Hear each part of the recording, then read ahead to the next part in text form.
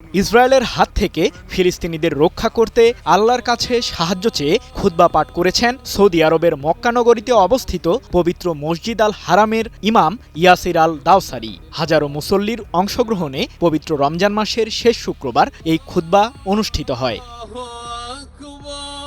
মসজিদ আল হারামে জুমাতুল বিদা বা রমজান মাসের শেষ শুক্রবারের ঐতিহ্য অনুসারে ইমাম আল দাওসারি নামাজ শুরুর আগে দুটি খুতবা পাঠ করেন, যেখানে যুদ্ধের মধ্য দিয়ে সংগ্রামরত ফিলিস্তিনিদের সাহায্য ও রক্ষা করার জন্য আল্লাহর সহযোগিতা চেয়ে প্রার্থনা করা হয়।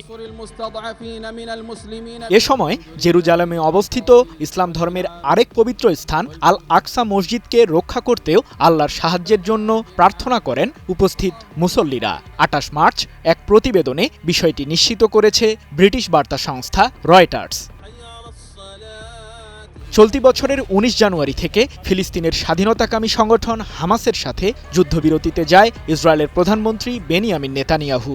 কিন্তু চলতি মাসের প্রথমার্ধে হঠাৎ করেই শান্তি চুক্তির শর্ত ভঙ্গ করে আবারও গাজা উপত্যকায় বিমান হামলা শুরু করে ইসরায়েল। নারী ও শিশুসহ নিহতের সংখ্যা এরই মধ্যে ৬০০ ছাড়িয়েছে। ফিলিস্তিনের কর্মকর্তারা জানিয়েছেন, গাজায় ২০২৩ সালের অক্টোবর থেকে শুরু হওয়া ইসরায়েলি বাহিনীর নৃশংস হামলায় নিহতের সংখ্যা ৫০,০০০ ছাড়িয়েছে।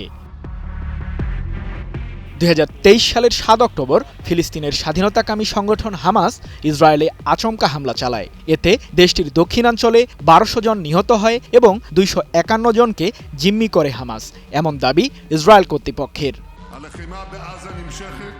সব মশার বিরুদ্ধে সুরক্ষা দিতে এলো বসুন্ধরা এক্সট্রিম অ্যারোসল, মশার বিরুদ্ধে এক্সট্রিম সুরক্ষা। এদিকে গাজা উপত্যকায় নেতানিয়াহুর সামরিক বাহিনীর হামলায় বেশিরভাগ অঞ্চলই ধ্বংসস্তূপে পরিণত হয়েছে। লাখ লাখ ফিলিস্তিনি এখন ঘরছাড়া, তাদের আশ্রয় এখন শরণার্থী শিবিরগুলোতে। ইরান সহ বেশ কয়েকটি দেশ গাজায় ইসরায়েলের সাম্প্রতিক হামলার নিন্দা জানিয়ে সংকট সমাধানে জাতিসংঘ সহ আন্তর্জাতিক সম্প্রদায়ের সাহায্য চেয়েছে। সৃজন মাহমুদ, নিউজ 24।